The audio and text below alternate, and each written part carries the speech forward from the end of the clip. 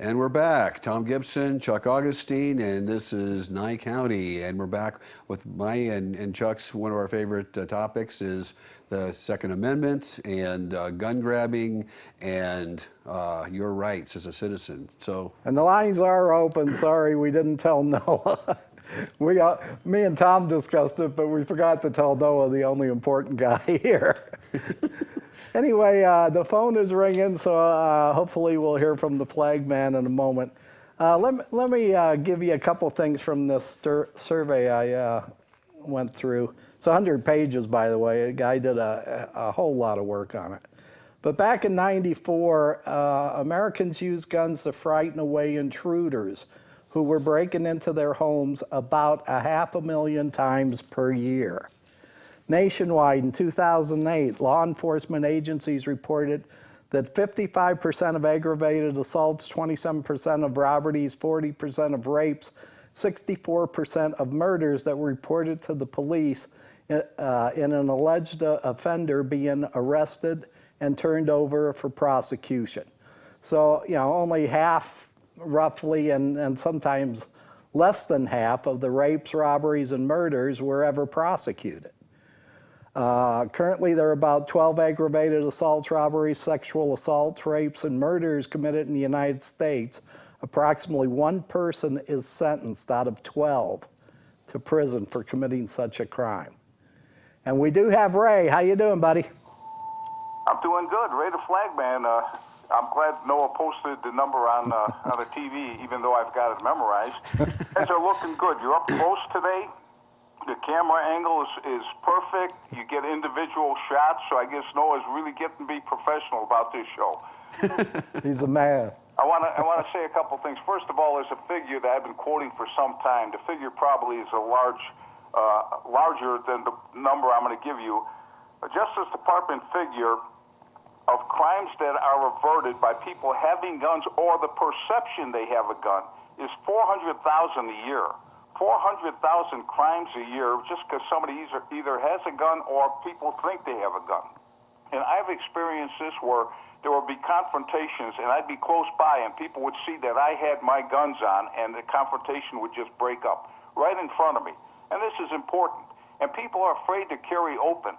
I'll see people at Walmart with empty holsters. Why? I don't know. They're afraid, they're embarrassed, or whatever.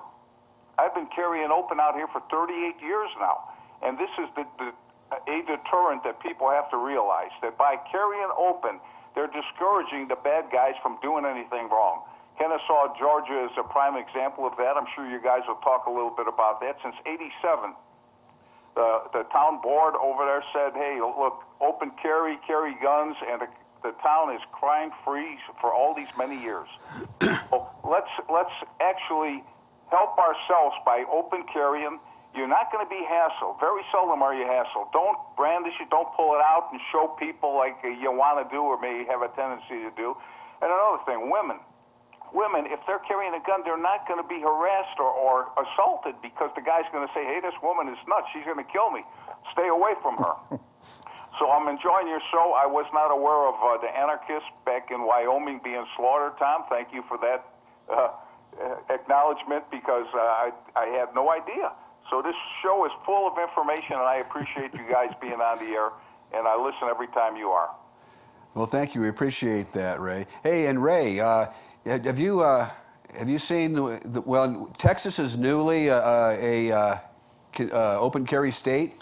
Yeah, but they got restrictions. You have to have a permit. You actually have to have the concealed weapons permit or clear to get a permit in order to open carry. However, what I like about them is those boys down there carry long arms, and so I saw a photo of some people in a line at a Trump rally in Texas, and they were carrying ARs and AKs and shotguns with the short barrels, legally short, but and apparently they had 0 people bother them. No hecklers, no thugs tried to stop them, and it's amazing what a show of force will do. And obviously, you're not going to gun somebody down for throwing an egg at you, but at the same time, the guy that's got an egg in his hand is not going to take that chance either. That's right, and I don't know if you guys are following following that case in Vegas. Woman was carrying a sidearm in a library. They harassed her. They finally charged her with, I believe, trespassing. She took it to court. She actually challenged the court. They found against her because they said the library that she was in the library district, while city and county libraries are open carry or concealed carry, whatever way you want, but some kind of restriction in the library district, and she's still pursuing that case. But this is ridiculous. She's open carrying, her kids are with her, she's leaving the library, security grabs her and they hassle her on it. So we got to keep an eye on that. And I want to remind you guys, when you're going home tonight, turn on Hamilton Uncensored on the radio. He's got a good show tonight, and you'll be able to hear it on the way home. It starts at 7 o'clock on FM radio. You know the number. And keep the faith, power to the people, and thank God we saved the Tigers. Oh, Ray. Yeah, go ahead. One more thing. It's a rumor that I heard at the courthouse that you know something about some shenanigans going on over at the at the jail. Is that true? Yeah, I believe it is true. You know, it was on a Dwight Lilly show last night where he just brought it all out, and I believe the FBI is investigating right now into these things because some of the jail guards have been just doing the wrong thing, so to speak. And we don't know the names of these guys, but if it's true what they're being accused of, I believe they should be put into penitentiary and not just deprived of their job or pension. Gee, that's the way I see it. It's a very egregious matter, and the FBI is investigating to the best of my knowledge. Well, I wonder who got the FBI involved to begin with. I have no idea, Mr. Gibson. No idea whatsoever. Probably a good-looking guy called him up. I don't know. No, I didn't. I think he's a TV star, yeah. All right, you guys have a good night. Break. Thanks, Ray. See you later. And Ray brought up to me something very critical. And a lot of us do it to different degrees, but let's quit being passive. If you want freedom, you got to work for it. Freedom isn't free. And if it means taking on the rules, the system, the police, whatever, I'm not saying let's go to war with our government, but let's quit rolling over and playing dead. Right. We've got to start saying enough is enough in Nye County, in Nevada, and throughout this country. Well, government, by its very nature, has a bully mentality because Sure. the only way they can enforce their will is by threat of force, which is violence. So government is a violent agency or an organization per se to begin with. So right out of the box, you're dealing with an organization of a bunch of people, some of which may not agree with you. And if you don't push back, they're going to roll right over you. And that's what's been happening for years and years and years. People just don't ever stand up for their rights. And because it's easier just to shrug your shoulders and walk away and just take it. But every time that happens, every little cut leaves a scar. And then eventually the tree does fall. Rich, you're on the line. What do you got? Hi, just wanted to make a statement about all these new gun laws they're trying to shove down our throats. In France, when the terrorists attacked in Paris, Paris has very strong gun control laws, and I just wonder how they pass their background check to get their assault weapons. Yeah, obviously they never didn't. mentioned that, and all these laws that they have. This guy that did that thing in Orlando, apparently he was no prize either, but they gave him a weapons license or whatever. But the average person, all that does is make it more costly for an average person to go buy a pistol or a rifle for defense. Well, and they need to Rich, stop these gun laws. here's some Yes. food for thought, okay? There's a lot of people that are considered to be paranoid, but people like me are paranoid.